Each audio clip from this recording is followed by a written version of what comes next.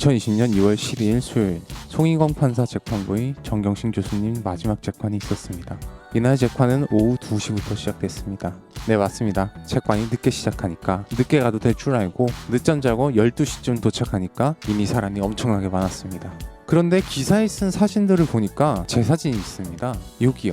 그리고 이거 제 등판인데 잘 찍었길래 인스타에 올렸습니다. 재판 준비기일을 4번 보고 정식 공판도 4번째 방청인데 정말 정치 재판이란 건 이런 거구나 하고 새삼 알게 됐습니다. 정 교수님 공소장은 크게 표창장건, 사모펀드건, 증거인멸교사 이렇게 3가지 갈래인데 정식 공판 시작하고 거의 사모펀드만 했습니다. 여태까지 전체적인 재판을 요약하자면 검사 측 입장, 변호사 측 입장, 그리고 판사 측 입장 이렇게 3개로 요약됩니다. 다 서로의 입장이 첨예한데 그 와중에 코믹함이 있어요. 재판에서 항의한다는 얘기는 들어봤어도 재판장 전체가 빵 터져서 웃는 건 처음 봅니다. 12일 재판이 그랬습니다. 먼저 검사 측 입장은 2015년의 정 교수님이 조범동에게 돈을 빌려준 게 아니라 주식 투자를 한 것이어야 합니다. 이건 왜 그런 거냐 하면 2017년 조국 민정수석이 취임할 때 재산 신고를 했는데 거기에 조범동에게 빌려준 돈을 채무로 썼어요. 그런데 이게 주식 투자라는 거예요. 이게 주식 투자면 재산 신고도 허위고 공직자법 위반이고 고위공직자가 주식 투자를 한 건 이율 배반이라는 주장을 끊임없이 계속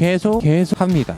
그러면 변호사 측이 아니 이 재판에서 왜 자꾸 상관없는 조국 이야기가 나오는 것이냐 하고 항의합니다. 그러자 판사님이 한마디 한 게 빵 터진 겁니다. 그래도 저번보다는 많이 줄은 것 같습니다. 이게 왜 빵 터졌냐면 검사들이 하도 깽판치고 재판과 상관없는 언쿨하고 판사를 열받게 했잖아요. 그 판사님이 뭔가 득도한 듯이 얘들아 포기하면 편하단다. 너네 아직도 쟤들이랑 말이 통하는 것 같니? 이런 감정이 느껴졌기 때문이에요. 얼마나 다들 빵 터졌는지 원래 거기 법원 질서를 유지하는 경찰들이 있어요. 이 사람들이 법정이 시끄러우면 조용히 하세요 하고 진정시켜야 하는데 판사님이 완전 득도해서 인자하게 말씀하시니까 그게 법정 전체를 다 빵 터지게 웃긴 거예요. 그리고 판사 측 입장은 원래 어떤 거였냐면은 처음 준비 공판에서 보기에 이거 너무 간단한 사건인 거예요. 그래서 길게 갈 것 없이 빨리 끝내겠다. 2월 판사 정기 인사 전에 재판이 끝날 줄 알았던 거예요. 지금 재판이 총 9번 열렸는데 판사님이 볼 때 9번이면 재판 끝나겠지 싶으셨던 거예요. 상식적으로.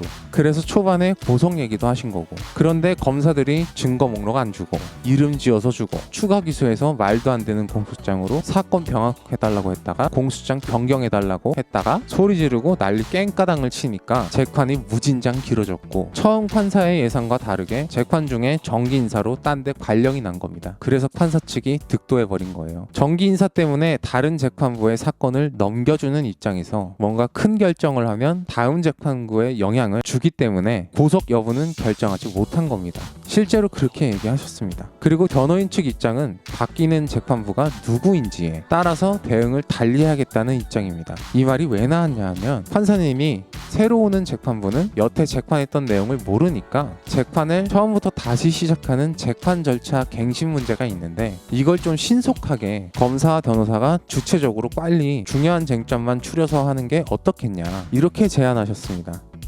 그랬더니 변호사 측이 그건 새로 오는 재판부를 보고 판단해야 할 것 같다고 답한 겁니다. 판사가 누구냐에 따라서 재판 결과가 달라질 수 있다는 사법부에 대한 불신이 변호사에겐 상식이라는 걸 판사가 이해하지 못하는 모습이 제 눈에는 웃겨 보였습니다. 그리고 드디어 동양대 직원이 이미 제출한 조교수실 공용 컴퓨터가 변호인단 측에 지난 10일 도착했습니다. 이번 재판에서는 아쉽게도 그 컴퓨터에 또 어떤 비밀이 있는지 나오지는 않았습니다. 그리고 이 컴퓨터는 제3자가 이미 제출한 것인데 이걸 증거로 쓰려면 정 교수님에게 알려야 할 의무가 검찰에게 있습니다. 근데 검찰이 그걸 하지 않은 거예요. 그래서 만약에 다음 재판부가 이 컴퓨터의 증거 능력을 기각하면 표창장에 대한 증거는 진짜 완전히 싹 다 날아가서 최성해 전 총장 증언밖에 안 남습니다. 정 교수님은 이것 때문에 명절을 모두 감옥에서 보냈습니다.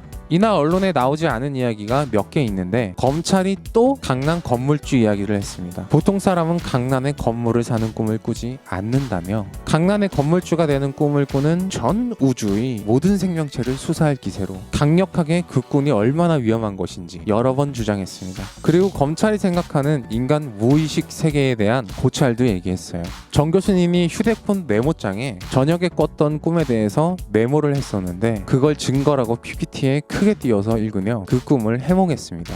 메모 내용은 꿈에 물고기 2마리가 나왔는데 이게 하나는 주가 대박이고 하나는 아들 학업이 잘 되는 바람의 메모였습니다. 이걸 검사 측은 심각하게 주가 대박은 공권력을 이용한 재산 증식을 뜻하며 학벌 대물림, 입시비리, 사문서 위조와 그로 인한 업무방해 범죄의 증거가 된다고 했습니다. 오늘하고 제가 전부 다는 메모를 못했는데 몇 개 더 있었어요. 이 진짜예요. 이거 진짜라니까. 이거 개웃긴데 왜 언론에서 기사 안 써줍니까? 검찰이 물고기 꿈 해몽을 거대 정권 비리의 증거로 제시했는데. 고양이 뉴스 원재윤이었습니다. 안녕.